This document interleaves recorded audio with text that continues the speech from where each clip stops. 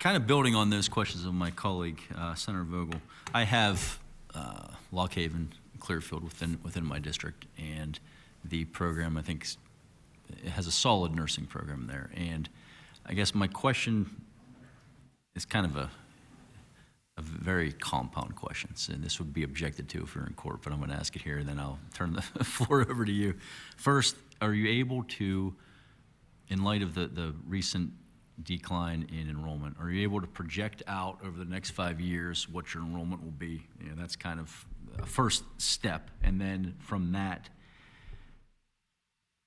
are you partnering with any specific industries or businesses? And I say that, I was just up in Clearfield yesterday and toured a long-term care facility, Christ the King, which is, you know, not too far from that campus.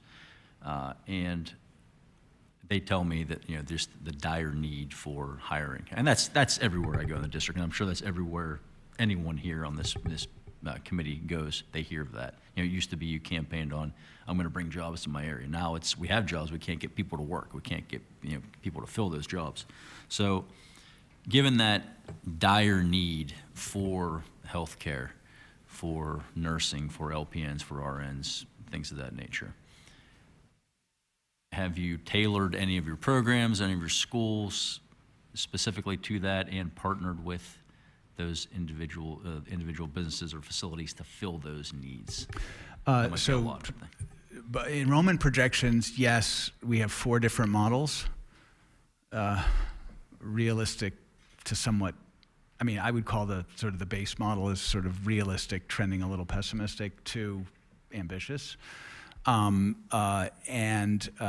we project out a lot of the projections are going to have to do with level of state funding and student affordability. You know, we're asking low and middle income families to pay 40-ish%, 44% of their disposable income to send one student to college at one of our universities for 1 year, and we are the most affordable option in the state by $5,000 a year. It is unfair to those families, and we're basically pricing them out of the market. And I go back to this question of where do you get your nurses from, because there's a dire need, as you know. So to your second question, yes, partnership with industry in all sorts of areas, including in nursing, and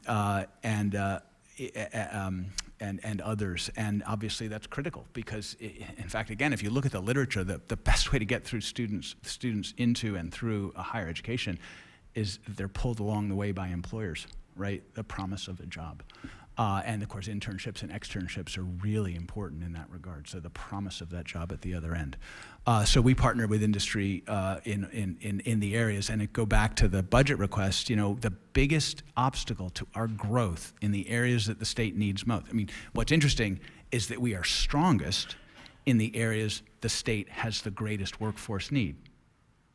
And the biggest obstacle to our doing more is the price of attendance.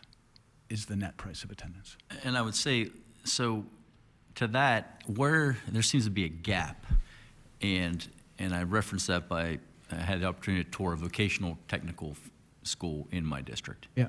And they have a waiting list. They can't, they're talking about expanding because yeah. of that. Now I understand that's going to be a little bit different in some respects, but have you looked or worked with or would be willing to work with those schools? I mean, that may be a weird, not a weird, but that might be an uncommon partnership. But if I'm at a vocational technical school, and again, that's a different situation somewhat, but if they are turning people away, yeah. where's the gap? How can we capitalize on that? There appears to be a turn in this that students are recognizing this need.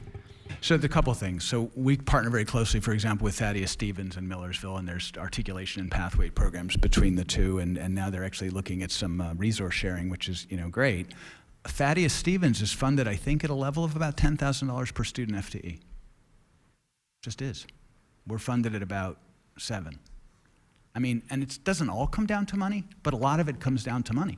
A. B, you know, this is what's so interesting about the state of Pennsylvania. The workforce, the talent gaps are all over in jobs that are typically can be filled through vocational tech, in healthcare, in IT, in high-end, you know, business, in accounting, right? So you need a variety of sectors firing on all cylinders, right? And I think that is, and The challenge is how to stimulate that growth. And, when we're, I think, 8th in the nation in terms of price and 48th in terms of investment, and you're asking a middle and low income family to take 45% of its disposable income, even though we're the most affordable, I just don't see where you get your nurses from, your teachers, your accountants. I just don't see it. And then, what happens in surrounding states? They're going to eat us. I hope they're not watching. We're not being broadcast. It's a competitive disadvantage that we're at. So we're the universities that you own. We always have these conversations about what we cost. The question isn't what we cost. Well, of course it is. The question really is, what do you want? But if you want to fuel the workforce and you want people to have upwardly mobile paths, you're not going to get it the way we're currently structured. Yeah. I'm optimistic. I just want you to know that. Thank you, Mr. Chairman. Thank you. Thank you, Senator.